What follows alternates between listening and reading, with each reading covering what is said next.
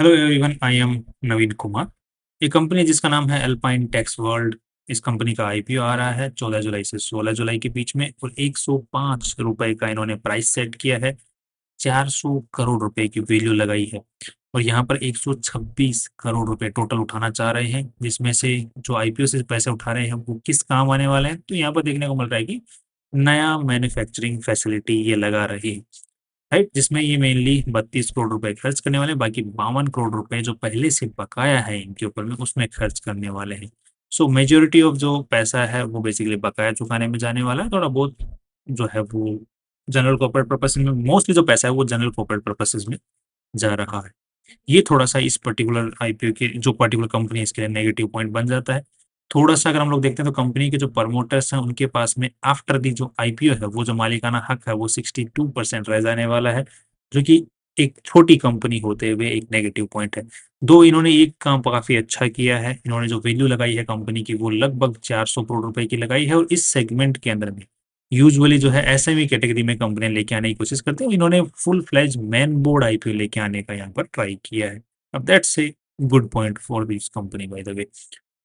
Next अब देख लेते हैं कंपनी ने जो वैल्यू लगाई है वहाँ पे अच्छी खासी ऑलरेडी लगा ली है या फिर हमारे लिए थोड़ा बहुत जूस छोड़ा है। तो यहाँ पर जो आज के दिन हवा बन रही है वो लगभग 2% पॉजिटिव में है, तो कुछ खास नहीं है।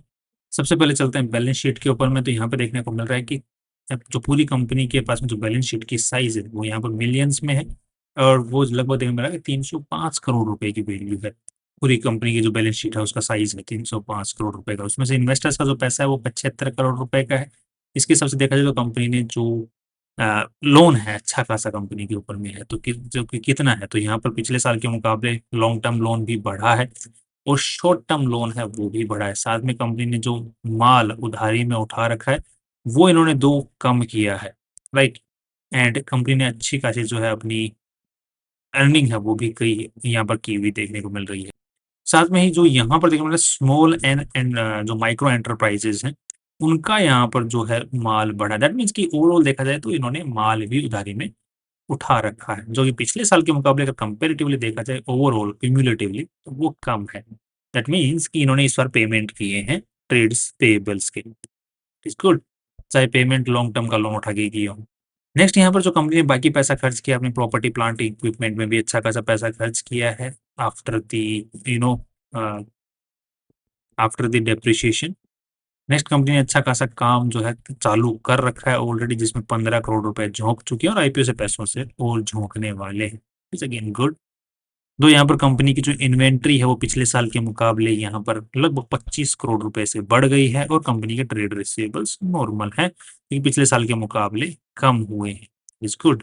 कंपनी के नंबर्स को देखते हैं तो यहाँ पर 183 करोड़ का नेट रेवेन्यू था, फिर वो 237 करोड़ का हुआ, फिर अभी 342 करोड़ का हो चुका है। और जो प्रॉफिट्स हैं वो देखने को मिल रहे हैं यहाँ पर 4 करोड़, 4 करोड़ से 6 करोड़, सॉरी 8 करोड़, 8 करोड़ से 22 करोड़ रुपए पहुंच गए हैं। अच्छा खासा अमाउंट यहाँ पर पहुंचा है और उसके लिए जो मेन रीजन देखने को मिल रहा है वो रेवेन्यू इंक्रीज देखने को मिल रहा है। बट एक कंसर्निंग पॉइंट है कि हर साल इनका जो है माल अच्छा खासा पीछे बच जा रहा है, जो ये प्रोडक्शन बढ़ा रहे हैं, प्रोडक्शन अच्छी खासी कर रहे हैं, माल पीछे बच जा रहा है, तो वो एक थोड़ा सा कंसर्निंग पॉइंट है। और माल जो है वो बना बनाया बच जा रहा है या फिर जो रॉ मटेरियल खरीदा हुआ है, तो यहाँ पर देखने को मिल रहा है कि 9 करोड़ रुपए माल बचा है। दैट मीन्स कि इन्होंने रॉ मटेरियल भी अच्छा खासा खरीद के रखा हुआ है और साथ में बचा बचाया भी बना बनाया भी बच रहा है। एक कंसर्निंग पॉइंट है, जिस तरीके से कंपनी का रेवेन्यू ग्रोथ आ रही है उसके हिसाब से कंसर्निंग पॉइंट नहीं है, because as per my view company की अगर ग्रोथ ब्लास्टिंग वे के अंदर में आती है तो जो माल है वो थोड़ा बहुत जो है वो बना के रखना पड़ता है। तो आई डोंट थिंक कि वो इतना ज़्यादा बड़ा कंसर्निंग पॉइंट रहेगा। इसके अलावा भी अगर हम लोग देखते हैं तो कंपनी का जो ऑपरेटिंग प्रॉफिट है, कैश फ्लो है, वो पॉजिटिव देखने को मिल रहा है नब। ये काफ़ी एक पॉजिटिव फैक्टर है इस कंपनी में मुझे देखने को मिला है और वो कंटिन्यूअसली पॉजिटिव फैक्टर देखने को मिल रहा है। This is good. मोस्टली इस साल का जो पॉजिटिव फैक्टर है कैश फ्लो के अंदर में वो पॉजिटिवली पॉजिटिव है। उसके पिछले सालों के जो कैश फ्लो फैक्टर्स हैं, सॉरी पिछले साल का जो कैश फ्लो फैक्टर है वो थोड़ा-सा नेगेटिवली पॉजिटिव है बट अगेन पॉजिटिव था। नेक्स्ट कंपनी की हम लोग अगर ट्रेडमार्क्स की बात करते हैं तो कंपनी का जो लोगो है, जो नाम है, वो अभी तक रजिस्टर्ड देखने को नहीं मिल रहा है। वो रजिस्टर इन्होंने अप्लाई कर रखा है बट अभी रजिस्टर नहीं हुआ है। साथ में जो कंपनी की प्रॉपर्टीज है वो मोस्टली ओन्ड देखने को मिल रही है, और ये सारी प्रॉपर्टीज कंपनी द्वारा ओन्ड है। इसके अलावा काफी सारी जो मैन्युफैक्चरिंग यूनिट टू ये सब कुछ कंपनी ने लीज पर ले रखी है, जो कि अगेन एक ठीक ठाक लॉन्ग टर्म के लीज पे यहाँ पर देखने को मिल रही है। That's again a positive point, right. Next यहाँ पर एक चीज आपको काफी नेगेटिव इस कंपनी में देखने को मिलेगी, that is this attrition rate बहुत ज्यादा है। और जैसे कि मैंने आपको यहाँ बता रखा है कि कंपनी करती क्या, तो ये टेक्सटाइल बिजनेस के अंदर में है, कपड़ा बनाती है, जो कि सूट बनाने के, दूसरे कपड़े बनाने के, साथ में जीन्स पैंट बनाने के, जीन्स के कपड़े हैं वो बनाने के काम आते हैं। बेसिकली कपड़ा के सेक्टर में काम करती है, टेक्सटाइल बिजनेस में काम करती है, मैन्युफैक्चरर है। और ये और जो नई फैसिलिटी लगा रही है वो भी उसी सेक्टर के अंदर में, और अपनी प्रोडक्शन कैपेसिटी बढ़ाने में पैसा लगाने वाली है। और ये उनकी फैक्ट्री की फोटोज आप लोग यहाँ पर देख सकते हैं।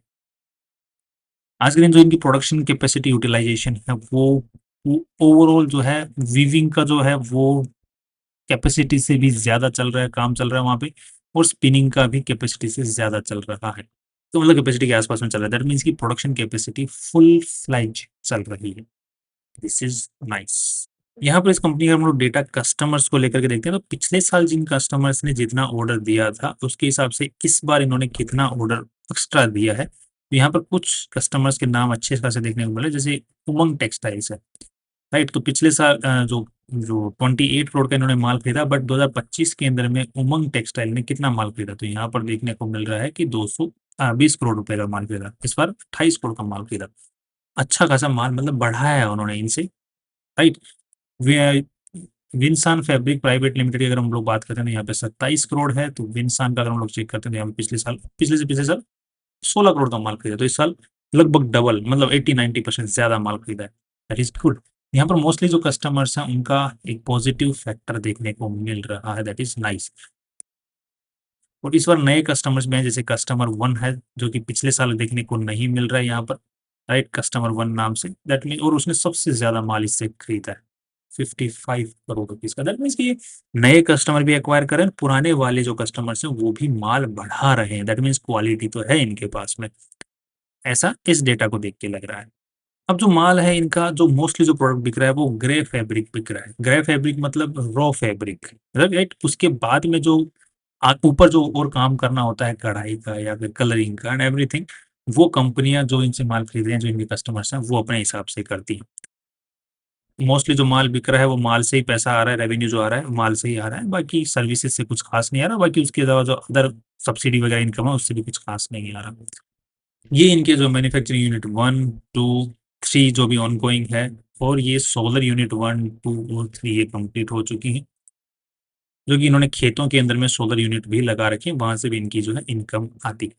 अब थोड़ा सा इस कंपनी को कंपेयर करने की कोशिश कर लेते हैं, राइट। उससे पहले एक चीज और देख लेते हैं, दैट इज कि इस कंपनी की शुरुआत कब हुई थी। तो यहाँ पे 2016 में इस कंपनी की शुरुआत हुई है। उसके बाद में इस कंपनी ने जो मेन अपने माइलस्टोन्स है, वो ये सारे माइलस्टोन्स इन्होंने अचीव किए हैं, जो कि काफी मार्वलस हैं, काफी अच्छी खासी ग्रोथ इनके देखने को मिल रही है। And that is good, good, या दिस इज गुड। तो इस कंपनी को आज के दिन जो चला रहे हैं उनका नाम है संदीप संत कुमार अग्रवाल जी। नाम में संत है, असली में है यानी वो आई डोंट नो। असली में होते तो कंपनी थोड़ी चला रहे होते, पर हो भी सकते हैं। हाँ, अब इनके पास में जो इस पर्टिकुलर इंडस्ट्री का 25 साल का एक्सपीरियंस देखने को मिल रहा है, दैट इज गुड। लगभग 1 करोड़ 20 लाख रुपए की सैलरी आज के दिन ले रहे हैं, दैट इज गुड। और कंपनी के ऊपर में कोई खास केस वेस भी आज के दिन देखने को नहीं मिल रहा है। अब थोड़ा सा कंपेरिजन में चल लेते हैं, तो यहाँ पर 3 कंपनी इन्होंने अपनी आरएचपी में बताई हैं, जो कि ये बोल रहे हैं कि हमारी कॉम्पिटिटर्स हैं, जो कि बेसिकली इसी सेगमेंट में काम करती हैं, spinning and weaving the yarn. Next ये एक यूनाइटेड पॉलीफैब गुजरात, दूसरी इन्होंने बताई है दिस कैन enterprises, and third one is Pashupati Cotspin. तीनों अगर हम लोग पी रेशियो की बात करते हैं तो यहाँ पर पशुपति कोट स्पिन का 133 का देखने को मिल रहा है, जिसको हम ऑब्वियसली देखेंगे कि क्यों, एक पर्टिकुलर रीजन है इसके पीछे। आई थिंक ये थोड़ा सा पंप्ड अप लग रही है पशुपति कोट स्पिन, तो इसको हम लोग इग्नोर करने की कोशिश करेंगे। दूसरी जो कंपनी है दैट इज कैन एंटरप्राइजेज, इसका 6 का पी रेशियो है और इसका 29 का पी रेशियो है। अब इनके थोड़ा सा चार्ट को देख लेते हैं कि किसका नॉर्मल चार्ट नजर आ रहा है, सो दैट वी कैन हाँ, इसका थोड़ा ठीक ठाक नजर आ रहा है। साथ में ही अगर थोड़ा सा इसको देख लेते हैं कैन एंटरप्राइजेस का, तो कैन एंटरप्राइजेस का भी अच्छा खासा ऊपर गया था, उसके बाद में अभी, अच्छा ओके, ये तो अभी रिसेंट में लिस्ट होके फिर वापस नीचे आई है। Okay, that is good. मतलब इसको मार्केट ने अच्छी ठीक ठाक जितनी वैल्यू दे रखी है, तो उसकी उम्मीद कर सकते हैं कि इतनी इस कंपनी को तो आराम से दे ही देगा। तो इसका 6 के आसपास का पी रेशियो देखने को मिल रहा है। थोड़ा सा हम लोग ग्रोथ भी देख लेते हैं, इसकी ग्रोथ क्या देखने को मिल रही है, तो यहाँ पर इसमें भी ग्रोथ अच्छी है। दो इसका हम लोग ऑपरेटिंग प्रॉफिट देख लेते हैं, तो ऑपरेटिंग प्रॉफिट इसका 5% का है, और जो आईपीओ लेके आ रही है कंपनी, इसका ऑपरेटिंग प्रॉफिट देख लेते हैं। तो इसके अंदर में जो ऑपरेटिंग प्रॉफिट है लगभग 12-13% का देखने को मिल रहा है, 13-14% के आसपास का। अब दैट इज गुड, राइट। और जिनके साथ हम लोग कंपेयर कर रहे हैं, जैसे इसके साथ में कंपेरिजन कर रहे हैं, तो इसका भी जो ऑपरेटिंग प्रॉफिट है वो लगभग 8% के आसपास देखने को मिल रहा है। और इसको जो मार्केट ने वैल्यू दे रखी है वो लगभग 29 के पी रेशियो की दे रखी है, और वो लगभग 13-14% के ऑपरेटिंग प्रॉफिट पे काम करे, तो उसको कम मार्केट हो सकता है कि और भी अच्छी वैल्यू दे, उम्मीद अच्छी है, राइट। तो जो पी रेशियो कंपैरिजन है पहले उसको देख लेते हैं। तो यहाँ पर जो नेट प्रॉफिट इसने इस साल कमाए हैं दैट इज 21 करोड़ रुपीज, और हम लोग अगर मार्जिन ऑफ सेफ्टी को भी मान के चले तो लगभग लेट्स से कि 20 करोड़ रुपीज मान के चल लेते हैं। तो 20 करोड़ रुपए के हिसाब से देखा जाए तो इसका 20 का पी रेशियो निकल के आता है, जो कि अगेन ऑपरेटिंग प्रॉफिट कंपैरिजन के हिसाब से देखा जाए तो अच्छी वैल्यू यहाँ पर हमें देखने को मिल रही है। दैट मीन्स कि हमें जूस छोड़ा है इन्होंने हमारे लिए, थोड़ा बहुत लिस्टिंग गेन की उम्मीद यहाँ पर बन रही है, या फिर आफ्टर द लिस्टिंग यहाँ पर ऊपर जाने की उम्मीद इससे बन रही है। और साथ में क्या है कि ये लोन पैसा चुकाने वाले हैं लगभग 50 करोड़ रुपए से, तो 5 करोड़ रुपए से नेट प्रॉफिट और बढ़ जाएंगे, तो इसको हम लोग 25 के आसपास में लेके चल ले सकते हैं। 25 के हिसाब से भी देखा जाए तो अगेन 17-18 के आसपास का पी रेशियो निकल के आता है, जो कि कंपेरेटिवली ठीक देखने को मिल रहा है। अब नाउ वी आर ये जो स्कैन एंटरप्राइजेस के साथ में क्या केस चल रहा है, इसका थोड़ा सा हमें देखना पड़ेगा अलग से कि इसको मार्केट क्यों वैल्यू नहीं दे रहा है। तो एक बार इनकी बैलेंस शीट को देख लेते हैं। तो बैलेंस शीट में हमें देखने को मिला कि इनका जो मोस्टली पैसा है वो अटकता ही जा रहा है, जबकि नेट प्रॉफिट्स हैं वो 15 करोड़ 16 करोड़, और पैसा जो है मोस्टली अटकता ही जा रहा है, राइट। और ये राइट, तो इसमें ये मुझे लग रहा है कि पर्टिकुलर इश्यू है। एंड इसके अलावा और भी इश्यूज इसमें हो सकते हैं पॉसिबली, बट जो दूसरी कंपनियां हैं ऑपरेटिंग प्रॉफिट वाइज, इसका ऑपरेटिंग प्रॉफिट काफ़ी कम है, उनका ज़्यादा है। तो हम मोस्टली जो है गुजरात पॉलीफेब के साथ में इसको कंपैरिजन करते हुए चल रहे हैं। इसके अलावा जो इस पर्टिकुलर सेगमेंट का जो पी रेशियो है वो मीडियन वो भी 24-25 का ही है, और इसका कैन एंटरप्राइजेस के जो उसके भी यहाँ पर देखने को 24-25 के पी रेशियो। तो कंपेरेटिवली हमें थोड़ा बहुत जूस यहाँ पर देखने को मिल रहा है। And this goes without saying कि जो कंपनी प्रोडक्शन कैपेसिटी बढ़ाने वाली है तो उससे जो कंपनी के रेवेन्यूज नेट प्रॉफिट में सुधार आएगा, तो उसकी वजह से पी रेशियो और सुधरेगा। तो that goes without saying. Next जो पीबी रेशियो है, राइट, कंपनी का, जो कि यहाँ पर कंपनी के पास में 126 करोड़ रुपए और जा रहे हैं, और कंपनी के पास में नेटवर्थ ऑलरेडी 70 करोड़ की है, तो लगभग 200 करोड़ रुपए हम लोग मोटा मोटा मान के चलते हैं। तो लगभग 2 का पीबी रेशियो इसको कंपेयर करते हैं, तो जो इस सेगमेंट के जो पीबी रेशियो है वो लगभग 2-3 2, मतलब 3-3-5, मतलब 3 के आसपास का PB ratio on an average देखने को मिल रहा है। इस कंपनी का जो पीबी रेशियो है दैट इज 5 के आसपास का। कैन एंटरप्राइजेस का देखने की कोशिश करते हैं तो इसका 0.67 का है, एंड इसका 8 के आसपास में है। तो ओवरऑल देखा जाए तो 3 का नॉर्मली ऑन एन एवरेज है, इसका 2 के आसपास में है। सो अगेन यहाँ पर भी जूस छोड़ा गया है थोड़ा सा। सो अ फाइनल व्यू जो इस कंपनी के बारे में देखने को मिला है that is positive in the short term, in the long term, and in the listing gain as well. अगर ये बाई चांस किसी रीजन की वजह से आफ्टर द आईपीओ नीचे जाती है, तो हम इसके अंदर में या तो मतलब एक एसआईपी शुरू कर सकते हैं, बिकॉज मेरे को इसको क्लाइंट्स का जो हिस्ट्री है वो काफ़ी पसंद आया, दूसरा इसकी जो ग्रोथ है वो काफ़ी अच्छी पसंद आई मुझे। साथ में ही इनका जो एक मतलब जो पावर प्लांट्स हैं वो लगाने का, इलेक्ट्रिसिटी कंजम्पशन को कम करने का जो पूरा ओवरऑल सिनेरियो लेके चल रहे हैं, साथ में लैंड को ऑन करने का एंड एवरीथिंग जो चल रहा है वो काफ़ी पसंद आया, और लॉन्ग टर्म अप्रोच का नज़र आ रहा है, राइट। और क्वालिटी जो मेन चीज़ इनके प्रोडक्ट में देखने को मिल रही है, जो कस्टमर्स को डेटा को देखते हुए देखने को मिल रहा है, तो वो चीज़ पसंद आई, जो कि मुझे एक लॉन्ग टर्म अप्रोच के साथ में कंपनी चलती हुई नजर आ रही है। साथ में जो कंपनी का जो मेन मैनेजर है वो भी ज़्यादा कुछ खास ले नहीं रहा है पेमेंट। साथ में ही इस टाइप की कंपनियां जो है मोस्टली ट्राई करती हैं कि वो एसएमई सेगमेंट में अपना आईपी लेके आए, बट ये लॉन्ग रूट है, जो मेन बोर्ड कंपनी वाला आईपी वाला जो रूट है उससे लेके आए हैं, जिसमें एक्स्ट्रा स्क्रूटनी होती है कंपनी की, उससे लेके आई हैं, तो वो भी एक पॉजिटिव फैक्टर बन जाता है इस कंपनी को लेकर के। तो मिक्सिंग ऑल दीज फैक्टर्स मुझे लॉन्ग टर्म के हिसाब से और शॉर्ट टर्म के हिसाब से ठीक लगती है। बाय चांस अगर गोज डाउन तो ऑब्वियसली हम आगे वाले आने वाले रिजल्ट्स को चेक करेंगे, बट अगर इफ बाय एनी मतलब फंडामेंटल रीजन में चेंजेस नहीं आते हैं, स्टिल कंपनी का स्टॉक अगर नीचे जाता है तो हम लोग इसको अक्यूमुलेट भी करने के बारे में सोच सकते हैं, right? That's all from my side. कल फिर मिलते हैं नए इंपॉर्टेंट वीडियो में। Finally see you.